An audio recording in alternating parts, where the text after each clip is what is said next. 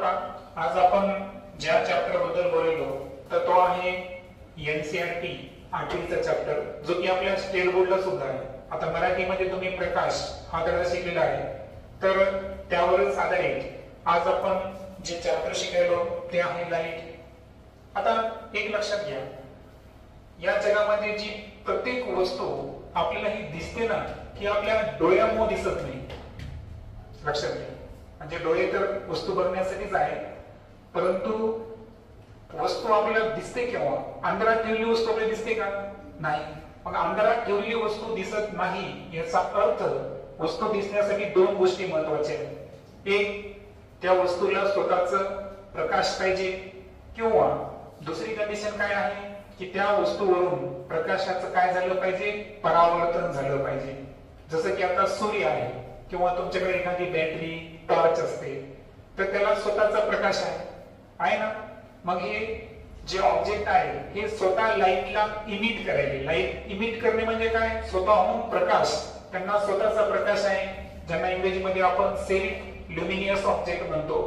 तर त्यांना स्वतःचा प्रकाश असल्यामुळं ते पाहायला आपल्याला कोणतीच अडचण नाही.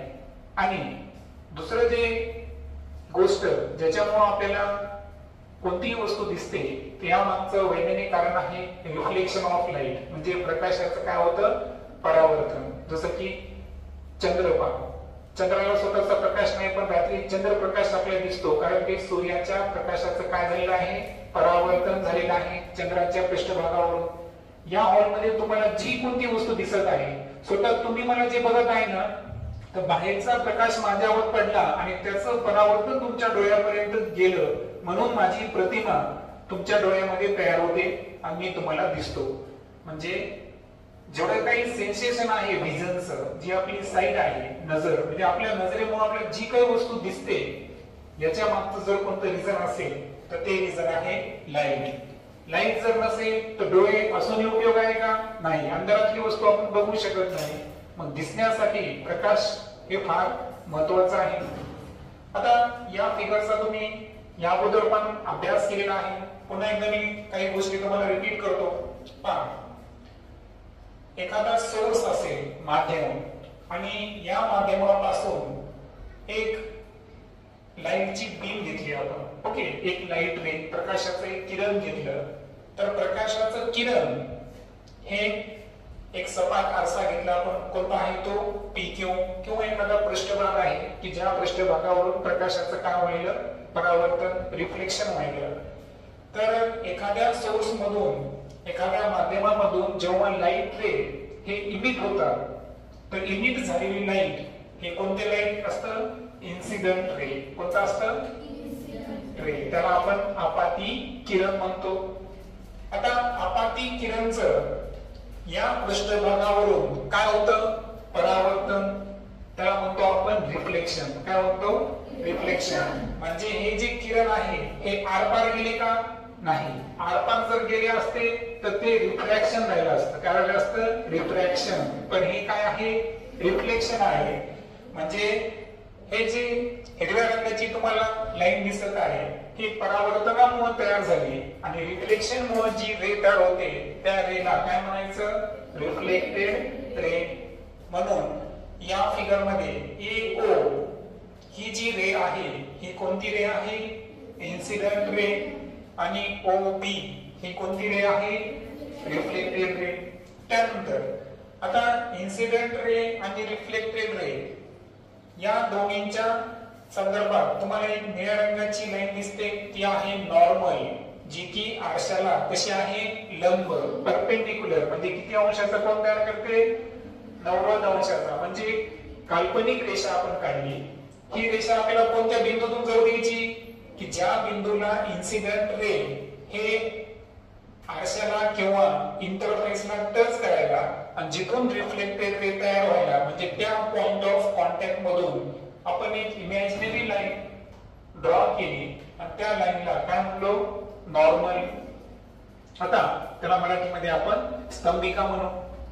आता इन्सिडेंट रे, नॉर्मल आणि रिफ्लेक्टेड रे हे तिन्ही समजून घेतल्यानंतर आता एक लक्षात ठेवायचं की इन्सिडेंट रेनं नॉर्मल सोबत एक अँगल तयार केला आणि तो तुम्हाला दाखवलेला आहे आय न, आणि ऍक्च्युअल तो काय आहे अँगल ऑफ इन्सिडन्स म्हणजे आपाती कोन.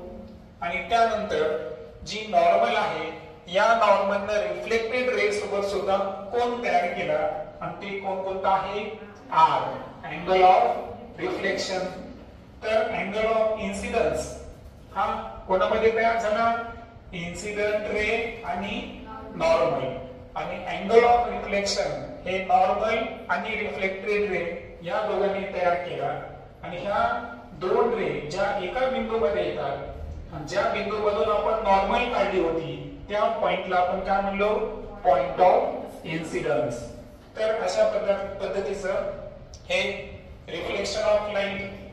आता या संदर्भात काही लॉज नियम आपल्याला समजून घ्यायचे आहेत. जसं की the light ray which strike any object is called as the incident ray. आता इन्सिडेंट रे कशाला म्हणायचं तर प्रकाशाचं असं किरण जे वस्तूच्या सरफेसला म्हणजे पृष्ठभागाला काय करत असेल स्ट्राइक करत असेल. ओके, तर डेफिनेटली त्या रेला काय म्हणायचं इन्सिडेंट रे. जसं की मागच्या फिगर मध्ये आपण पाहिलं होतं की जी लाल रंगाची रेषा आहे यानं काय केलं हा जो पीक्यू सरफेस होता त्याला स्ट्राइक केलं, म्हणून एओ या ऑब्जेक्टला आपण काय म्हणलो होतो इन्सिडेंट रे. त्यानंतर आता दुसरी डेफिनेशन आहे पहा आपल्याकडे the ray that comes back from the surface after reflection is known as the reflected ray. म्हणजे पॉइंट ऑफ इंटरफेस नंतरचं पाहिलं आपण तर प्रकाश किरणाचं काय झालं रिफ्लेक्शन, काय झालं रिफ्लेक्शन, आणि रिफ्लेक्शन नंतर दिशा बदलली आणि दिशा बदललेली जी लाईट रे होती ती आता इन्सिडेंट रे आहे का नाही. पॉइंट ऑफ इन्सिडन्स नंतर तिनं डायरेक्शन चेंज केली, आता तिचं रिफ्लेक्शन झालेलं आहे म्हणून त्या रेला आपण काय म्हणू रिफ्लेक्टेड रे. जसं की या फिगर मध्ये ही जी ग्रीन रंगाची रेष होती पहा लाल रंगाचं अस्तित्व कुठं संपलं जेव्हा ती पॉइंट ऑफ इन्सिडन्स पर्यंत आली. पॉइंट ऑफ इन्सिडन्स नंतर दिशा बदलली, बदलण्याचं कारण आहे रिफ्लेक्शन. रिफ्लेक्शन मुळे जी रे तयार झालेली आहे त्या रेला म्हणायचं रिफ्लेक्टेड रे. अशा पद्धतीची त्याची डेफिनेशन. त्यानंतर आता काही रूल्स आपण समजून घेऊ. जसं की a line making an angle 90 degree to the line representing the mirror at a point where the incident ray strike the mirror. This line is called as normal to the reflecting surface at that point. म्हणजे पहा आता याही figure मध्ये तुम्ही verification करू शकता. इथं incident ray कोणती आहे AO आहे आणि पॉइंट ऑफ कॉन्टॅक्ट कोणता आहे A. मिरर कोणता आहे आपला PQ. तर आपण काय केलं PQ ला परपेंडिक्युलर असणारी एक रेष या ठिकाणी ड्रॉ केली आणि या रेषेला काय म्हणायचं नॉर्मल. आणि नॉर्मलची डेफिनेशन या ठिकाणी तुम्हाला दिलेली म्हणजे ही जी OL दिसते ही काय आहे नॉर्मल. जसं की AO इन्सिडेंट रे होती, OT ही रिफ्लेक्टेड रे होती आणि पॉइंट ऑफ कॉन्टॅक्ट कोणता आहे त्यांचा पॉइंट ऑफ इन्सिडन्स O मधून लंब काढलेली रेषा ही काय असते नॉर्मल. त्यानंतर the angle between normal and incident ray is called as angle of incidence. आणि पहा ही इन्सिडेंट रे आणि नॉर्मल यांच्यामध्ये एक अँगल दिसतो तुम्हाला 30 डिग्रीचा बरोबर. तर हा अँगल जो आहे हा आहे अँगल ऑफ इन्सिडन्स. त्यानंतर the angle between normal and the reflected ray is known as the angle of reflection. तर पहा ही आहे नॉर्मल आणि ही आहे रिफ्लेक्टेड रे. या दोन्हीमध्ये इथं जो अँगल तयार होईल तो अँगल कोणता असेल अँगल ऑफ रिफ्लेक्शन. आता यानंतर काही लॉज ऑफ रिफ्लेक्शन आहे ते आपण समजून घेऊ. लॉज ऑफ रिफ्लेक्शन मध्ये एकूण किती लॉज आहे आपल्याला? 3 लॉज आहे. पहिला लॉ काय सांगतो? The angle of reflection is equal to the angle of incidence. म्हणजे या आकृतीमध्ये आय काय आहे? Angle of incidence. आर काय आहे? Angle of refraction. तर अँगल ऑफ इन्सिडन्स हा अँगल ऑफ रिफ्रॅक्शनच्या इक्वल असतो. म्हणजे हा जर 30 अंशाचा असेल तर हा सुद्धा किती अंशाचा असेल? 30 अंशाचा असेल. हा लॉ ऑफ रिफ्लेक्शन मधला कितवा नियम आहे? फर्स्ट नियम. त्यानंतर सेकंड काय बघा? Incident ray, reflected ray and normal lie in the same plane. पहा प्लेन म्हणजे काय? प्रतल. जसं की आता पहा, ही आहे इन्सिडेंट रे, ही आहे रिफ्लेक्टेड रे आहे, ही आहे नॉर्मल. हे तिन्ही जर पाहिले आपण तर हे एकाच प्रतलामध्ये आहे, म्हणजे सेम प्लेन मध्ये आहे. आणि सेम प्लेन मध्ये असणं हा कितवा लॉ झाला आपला? Second law.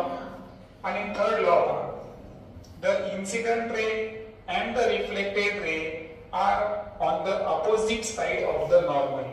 पहा आता नॉर्मलच्या उजव्या बाजूला कोणती रे आहे? Incident ray. नॉर्मलच्या लेफ्ट हँड साइडला काय आहे? म्हणजे इन्सिडेंट रे आणि रिफ्लेक्टेड रे हे दोन्ही नॉर्मलच्या कोणत्या दिशेला आहे? अपोजिट साइड, म्हणजे विरुद्ध दिशेला आहे. आणि हा आपला कितवा नियम आहे? थर्ड लॉ आहे. त्यानंतर angle of incidence is always equal to angle of reflection. हे पुन्हा एकदा इथं रूल सांगितलेला आहे. त्यानंतर इन्सिडेंट रे, नॉर्मल आणि त्यानंतर रिफ्लेक्टेड रे हे सर्वच्या सर्व कशामध्ये असतात? सेम प्लेन मध्ये असतात. हा दुसरा नियम. आता हे रिपीट का झालं? कारण अगोदर आपण स्टेट बोर्डाचं पाहिलं होतं. आता हे नोट्स कुठल्या आहेत? एनसीईआरटीच्या. त्यांनी पण हे 2 लॉ दिलेले आहेत. आणि तिसरा लॉ तर तुम्हाला माहितच आहे की इन्सिडेंट रे आणि रिफ्लेक्टेड रे दोन्ही एकमेकांच्या काय असतात? अपोजिट साइडला असतात. नॉर्मलच्या एकमेकांच्या नाही ना, नॉर्मलच्या अपोजिट साइडला असतात. हे तिसरा लॉ. ठीक आहे. आता एक लक्षात घ्या, काही गोष्टी आपल्याला फेनॉमेना समजून घ्यायचा असेल. आता सपोज हा मिरर या ठिकाणी मी वापरतोय. ओके. आता सर्वांनी हा मिरर वापरलेला आहे. हा आहे प्लेन मिरर. कोणता आहे? Plane mirror. आता आरसा दाखवण्याचा उद्देश काय होता तुम्हाला? की सहज दाखवावं की आरशामध्ये जर मला सांगा एखादी वस्तू किंवा तुमचा हेअरस्टाईल पण तुमचा भाग जर उजवीकडे असेल तर आरशामध्ये कुठे दाखवतो? डावीकडे. जर तुम्ही अ अक्षर जर लिहिलं तर आरशामध्ये ते तंतोतंत अ दिसतं का? नाही. त्याची काय तयार होते? उलट प्रतिमा तयार होते. तर याला म्हणायचं लॅटरल इन्व्हर्जन. काय म्हणायचं याला? Lateral inversion. म्हणजे संकल्पना सोपी आहे, फक्त त्याचं नाव आपल्याला एक्झॅक्ट माहित पाहिजे. बरोबर आहे का? की आरशामध्ये पाहिल्यानंतर प्रत्येक वस्तू आपल्याला काय दिसते? उलट दिसते. बरोबर. राईट हँडची वस्तू लेफ्ट हँड मध्ये दिसते, लेफ्टची राईट मध्ये दिसते. It is a lateral inversion. तर त्याची डेफिनेशन कशी आहे पहा. An image formed by the mirror, the left of the object appears on the right and right appears on the left. म्हणजे डावीकडची राईटची वस्तू लेफ्टला आणि लेफ्टकडची वस्तू राईटला जी आपल्याला दिसते. बरोबर. तर त्या फेनॉमेनाला काय म्हणायचं? Lateral inversion. आता एक लक्षात घ्या, इमेजचे 2 टाइप्स आहेत. किती टाइप्स आहेत? 2. एक आहे रियल इमेज आणि दुसरी आहे व्हर्च्युअल इमेज. लक्षात घ्या. आता मी तुम्हाला बघत आहे तर तुमचे जे रिफ्लेक्टेड रे आहे हे माझ्या आईज मधून पास होऊन माझ्या डोळ्यामध्ये रेटिना असतो. काय असतो? रेटिना. म्हणजे त्याला आपण पडदा म्हणू. डोळ्याचं काय म्हणू? पडदा म्हणू. तिथं त्याची प्रतिमा तयार होते. काय तयार होते? प्रतिमा. म्हणजे रियल इमेजचं वैशिष्ट्य आहे की त्याला आपण स्क्रीनवर काय करू शकतो? ऑब्टेन करू शकतो. ते इमेजला आपण काय केलं? स्क्रीनवर ऑब्टेन केलं. म्हणून त्या इमेजला काय म्हणायचं? Real image. काय म्हणायचं? Real image.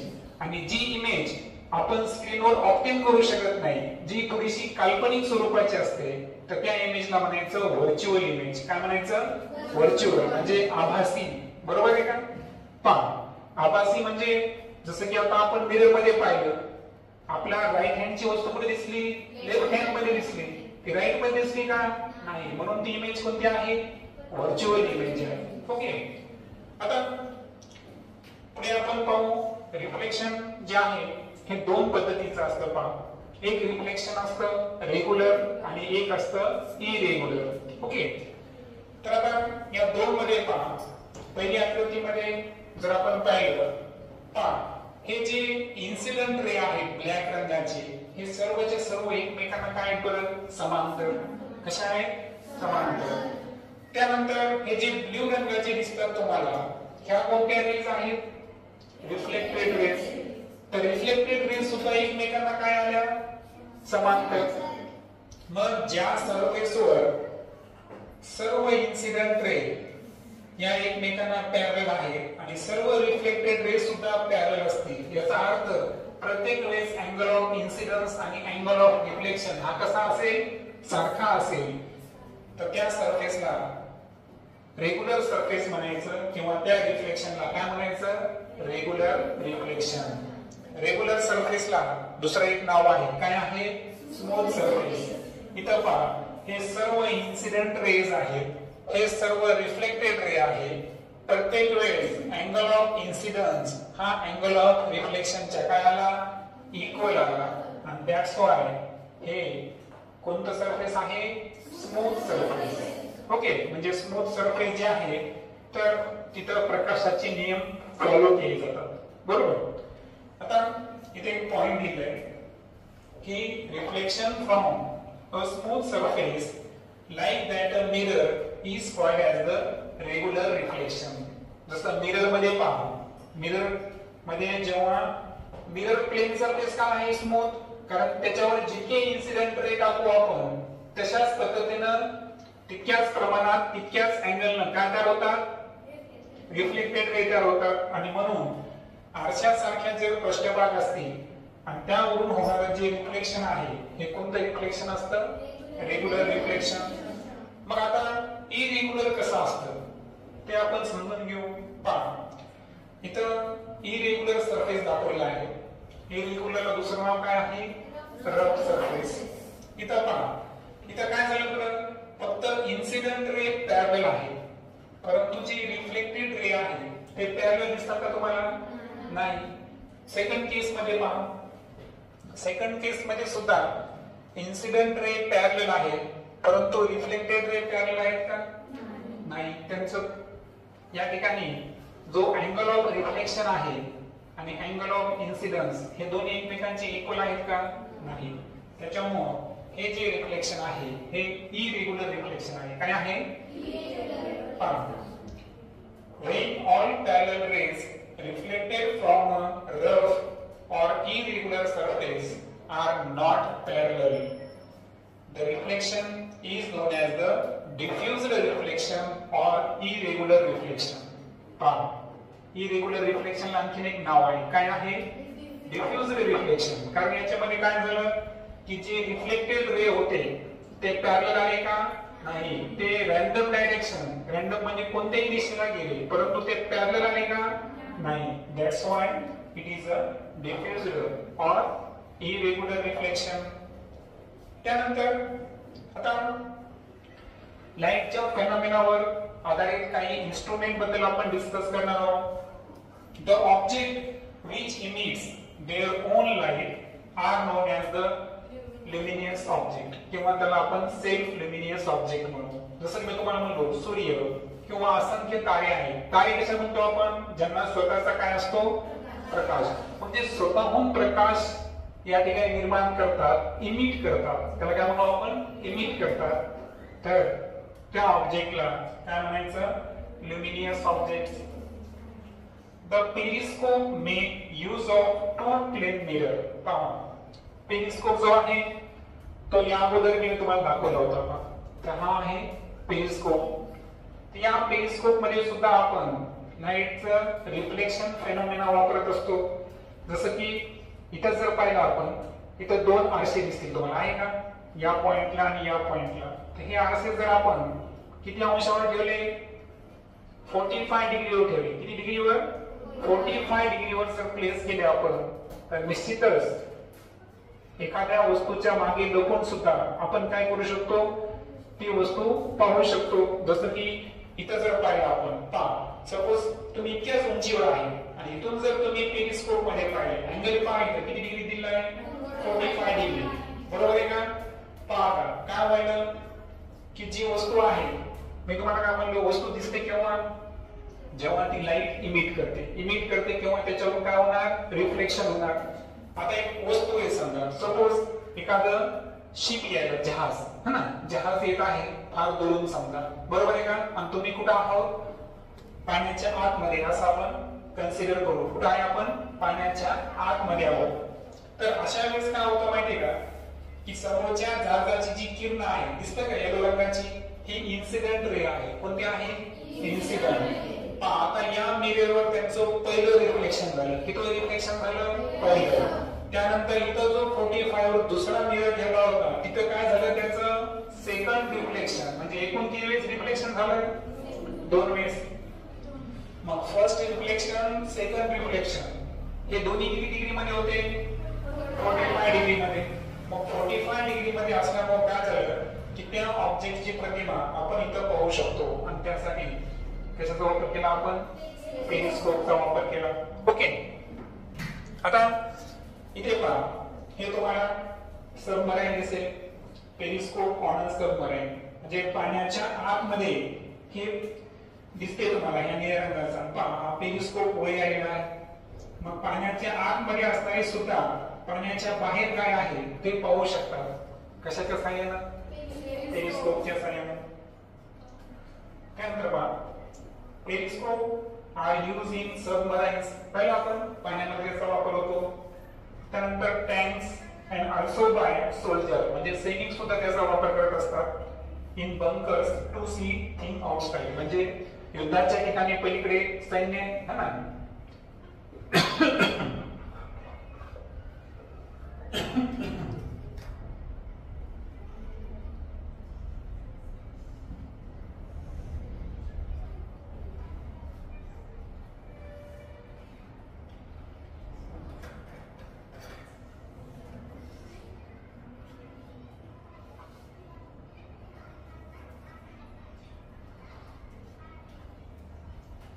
तर युद्धाच्या ठिकाणी सैनिक असतील तर सैनिकांना सुद्धा जे बंकर्स असतात, तर तिथं आउटसाइड काय आहे हे का नाही, ते पाहण्यासाठी कशाची मदत होऊ शकते, पेरिस्कोपची मदत होऊ शकते. आणि फायनली पाहू आपण, तर हा आहे कॅलिडोस्कोप. तर हा सुद्धा लाईटचं जे रिफ्लेक्शन फेनॉमेना आहे याच्यावर आधारित हे इन्स्ट्रुमेंट आहे. Number of images form by mirror place at an angle to one another is used in the kaleidoscope to make numerous beautiful pattern. तर कॅलिडोस्कोप काय आहे, तर हा कॅलिडोस्कोप जो आहे हा मी तुम्हाला यापूर्वी पण आपण याचा एक्सपेरिमेंट केलेला आहे. यामध्ये जर पाहिलं आपण, तिकडे आयपीस आहे ज्यामधून तुम्ही पाहू शकता, आणि इकडे जर पाहिलं आपण तर काय आहे, काही आरसा आहे, परंतु ऍक्च्युअली त्या पलीकडे तुम्हाला काही कलरफुल म्हणजे तांदळाचे दाणे पायाच्यामध्ये कलरवाले आहे की नाही. आणि याच्यामुळं जेव्हा तुम्ही याच्यातून बघणार तर एक ब्युटिफुल पॅटर्न तुम्हाला दिसेल. मग इथं मल्टिपल रिफ्लेक्शन झालेलं आहे. काय झालेलं आहे, मल्टिपल रिफ्लेक्शन फेनॉमेना जो आहे ना तो या ठिकाणी यूज केला जातो. जसं की इथं पाहिलं जर आपण, पहा इथं जर पाहिलं आपण तर मिरर आहे. ओके, तिथून आपण बघतो तर तो पॉइंट झाला सी थ्रू दिस. त्यानंतर इथं कॅप आहे क्लोजिंग साठी, आणि कार्डबोर्ड ट्यूब सुद्धा त्या ठिकाणी प्रेझेंट असते. तर असा हा कॅलिडोस्कोप. तर designers of wallpapers and fabrics and artist often use kaleidoscope get ideas for new patterns. आता तुम्ही पहा, तुमचे कपडे पहा, प्रत्येकाची फार वेगळी डिझाईन केली आहे, प्रत्येकाचा पॅटर्न वेगळा आहे. मग हे नवीन नवीन आयडियाज कसं सुचतात आर्टिस्ट लोकांना, तर ते कशाचा वापर करतात, कॅलिडोस्कोप वरून त्यांना नवीन नवीन आयडियाज मिळत राहतात. त्यानंतर शहरामध्ये जर पाहिलं तुम्ही तर किंवा काही ग्रामीण भागामध्ये सुद्धा आज जर पाहिलं तर वॉलपेपरचं एक पॅटर्न आलेलं आहे पहा. म्हणजे भिंतीवर जर पाहिलं तर मोठमोठे वॉलपेपर्स तयार करतात लुक येण्यासाठी, का नाही, डिझायनिंगसाठी. ती डिझायनिंग आयडिया येण्यासाठी सुद्धा एंडोस्कोपचा यूज केला जातो. आणि त्यानंतर आणखीन एक फेनॉमेना राहिला आहे डिस्पर्शन. ते आपण समजून घेऊ कसं आहे पहा. सनलाइट, आता सूर्य जरी आपल्याला पांढऱ्या रंगाचा दिसत असेल सूर्यप्रकाश, परंतु मुळात त्याच्यामध्ये किती रंग आहे? 7 रंग आहेत. आणि हे जर तुम्हाला फेनॉमेना समजून घ्यायचा असेल तर तुम्हाला माहित आहे की इंद्रधनुष्य, ठीक आहे नाही, रेनबो मध्ये तुम्ही ते 7 रंग पाहू शकता. तर पहा, sunlight is referred to as a white light. It consist of 7 colours. म्हणजे सनलाइट जरी व्हाईट रंगाचा असेल परंतु मुळात त्यामध्ये 7 प्रकारचे काय असतात? रंग असतात. हे रंग आहे पहा, VIDGYOR, violet, Indigo, blue, green, yellow, orange आणि रेड असे 7 रंग आहेत. तर पहा, डिस्पर्शन ऑफ लाईट काय आहे?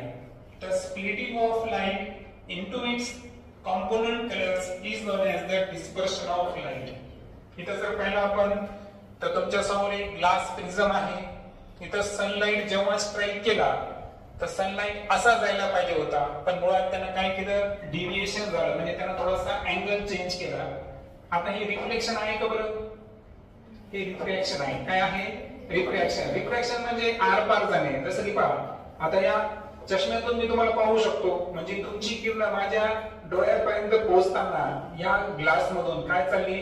आरपार चालली. मग आरपार जर जात असेल त्याला काय म्हणतो आपण?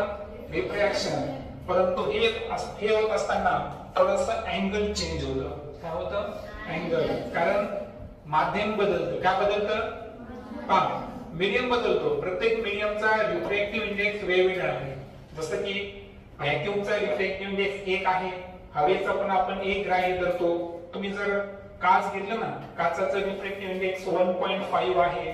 डायमंडचा त्याच्यापेक्षा जास्त आहे. म्हणजे माध्यम बदललं की रिफ्रॅक्टिव्ह इंडेक्स बदलतो. आणि म्हणून प्रकाश किरण एका माध्यमातून दुसऱ्या माध्यमात जाताना थोडीशी काय करतात? दिशा बदलतात. काय बदलतात? दिशा बदलतात. इथं थोडी दिशा बदलली, परंतु आणखीन एक गोष्ट झाली की पांढऱ्या रंगाचा जो सूर्यप्रकाश होता तो किती रंगामध्ये कन्वर्ट झाला? 7 कॉम्पोनंट कलर मध्ये स्प्लिटिंग झाली. स्प्लिट म्हणजे तुकडे होणे, म्हणजे ऍक्च्युअल विभागणी झाली म्हणू आपण त्याला, आहे की नाही. तर पांढऱ्या रंगाच्या सूर्यप्रकाशाची 7 रंगामध्ये जी विभागणी झाली, कशामुळे झाली ती? ग्लास प्रिझममुळे.